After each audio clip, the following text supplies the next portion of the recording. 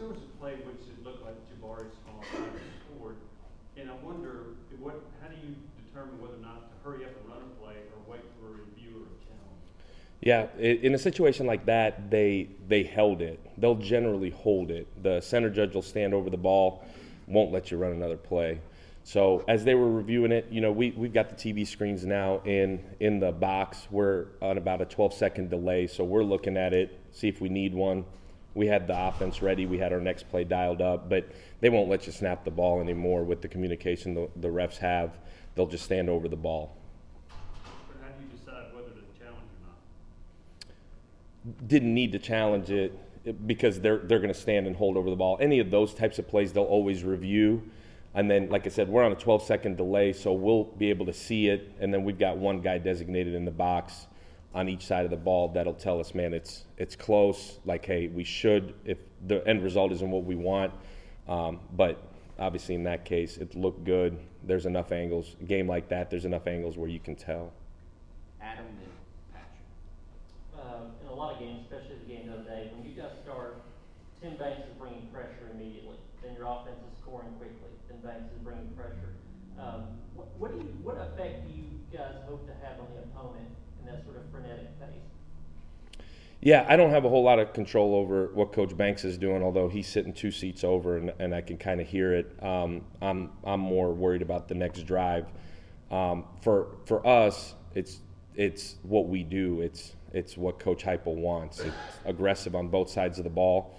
That's how we play. That's what the kids know. For us, we know going in, here's where we're going to go. As long as it looks like what we thought it would look like, the kids know how we're rolling and what we're doing. But really proud of the way that they started. Really proud of the start our group got. Obviously, the key when you get up like that is now you got to continue to keep your foot on the gas. And Coach Hype told us Friday we're going to be aggressive the whole time and let us be aggressive the whole time. So how much, and this would be a question I guess for Coach Heupel, but how much is there a partnership, do you think, there, offense and defense, to have the same type of pressure approach? Yeah, I think it's just the philosophy as a program from Coach Heupel that we're going to be aggressive on both sides of the ball. We're aggressive on special teams. I think it's just what we do. The whole program is that way. We're building towards that every week, and like I said, it'd be a great question for Coach Hype. But as coordinators, for all three of us, it's an aggressive approach in everything we do. It's how we coach. It's how we recruit. It's the way this program has to be, is that we're going to be aggressive in everything we do. I don't know if I answered your question, but we're playing fast on offense, trying to score every play. Coach, with Jalin Hyatt catching 5 touchdowns, is it just not a great matchups, finding something you guys like and kept going at it, or kind of how do you get a guy 5 touchdowns against a defense like Alabama? Yeah, I think for us offensively, it's finding those matchups and then trying to exploit them. If you're asking if I knew he was going to catch 5 touchdowns going in that game, I don't know. I'm just so proud of who Jalin Hyatt has become. A year ago this time, I don't know that we would have sat here and said he's going to catch 5 touchdowns against Alabama. The growth within our program, I'm more proud of him in that sense than maybe anybody else within our room. Because he took the challenges he was presented with a year ago, most of them brought on by himself, and just kept working. He's the same guy that every evening in the summer he's on the jugs. Every single time Hendon was out there throwing, Jalin Hyatt was who he was throwing to. And so, and I'm not singling Jalin out because Ramel is there and Cedric is there and Brew when he got here, and really that whole wideout group. Kelsey's done an incredible job of taking what we had going and just continuing to build on the culture in that room, and really the culture in all of our rooms. And you don't always see the end result of that, right? You don't end up on the winning side of it, and all we talk about daily is control your process. And we talked about it again on Monday, that the only thing that matters is our process, and Jalin is a byproduct of that, and I couldn't be more proud of how he's attacked his process.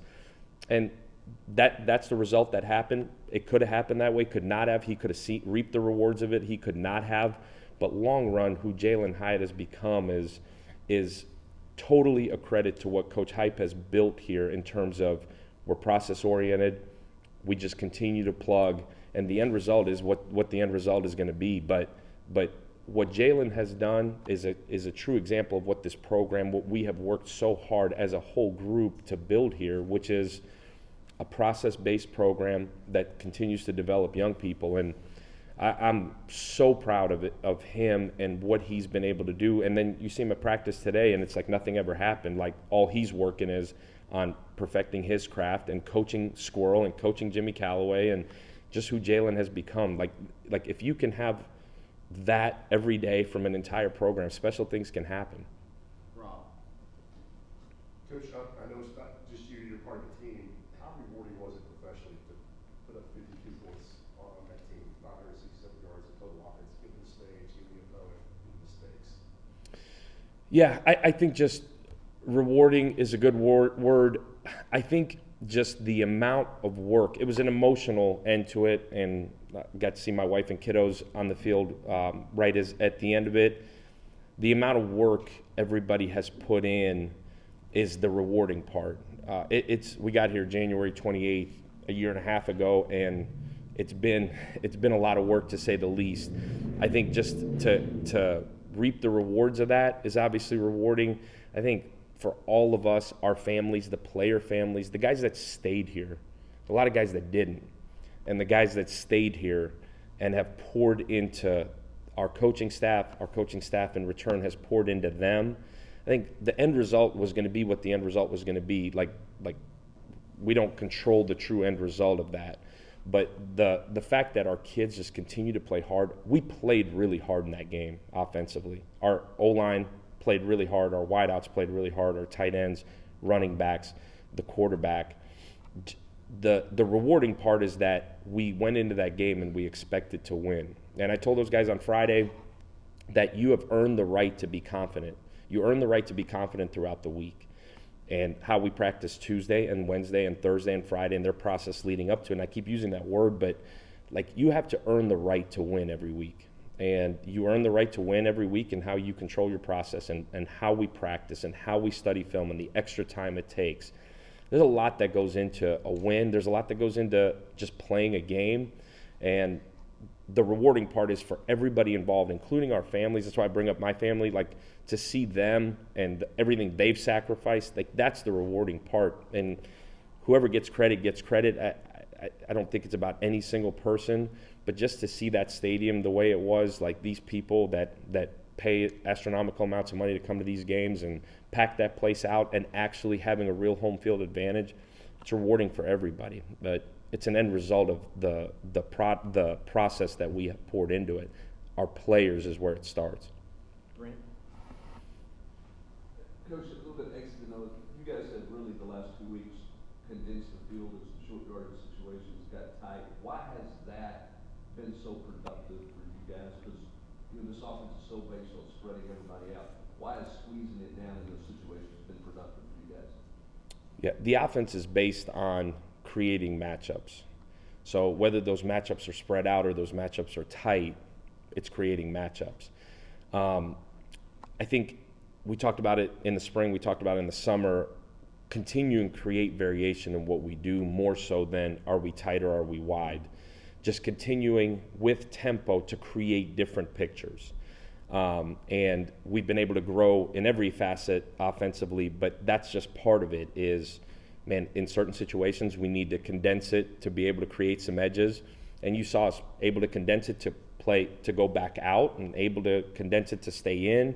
But it's staying balanced is the key to the whole deal and building from week to week. And, next week there will be a different wrinkle to it, and that's our job to figure out those wrinkles. But we've played tight. We haven't played tight consistently. I think that's been the growth within our offense is the ability to play tight, then play wide, then tight, then wide, and to create confusion in some ways, to create extra gaps in some ways.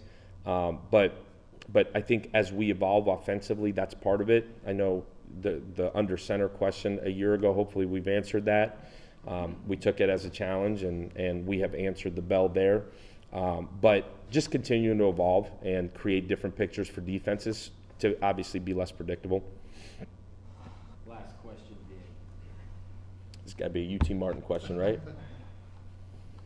Second part of my question is UT Martin. Gotcha. The first part is about recruiting. Obviously, kind of goes without being said that this weekend was huge for you all and recruiting, but just from your perspective, what's it been like the last couple of days hearing from recruits just about the environment and how much has there been an uptick in recruiting these last couple of weeks with wins over Florida, LSU, and Alabama? Yeah. You know, those young people and their families that were there on Saturday, I think similar to the Florida game, and in a lot of ways similar to every home game. You know, when you sell out the Akron game, that's a statement. I think when you've spent the last 18 months selling something and then they get to see it, that's monumental. I think kids want to be a part of a winning program. It's one thing to sell it; it's another for them to actually see it. But it's been a lot more fun to make those phone calls. You know, I think we now feel like a year and a half in, like those relationships are established, and I think you need some of those types of wins to stamp you, to actually say, man, we are making progress. We're the same football team we were, you know, before the season started in terms of who we are and what we're about and the culture that Hype has set here. But I think just seeing the end result has certainly helped, especially locally. You know, in Tennessee and Georgia and Alabama, some of these North Carolina, like the local states where the attention has been so big.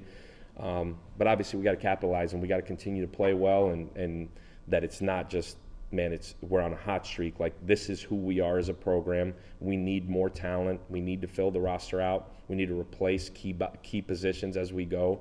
I think kids understand that. I think it's been monumental. UT Martin. Yeah, really excited. Big game, in-state. It'll be awesome. Thank you. Thank you, guys. Go Vols.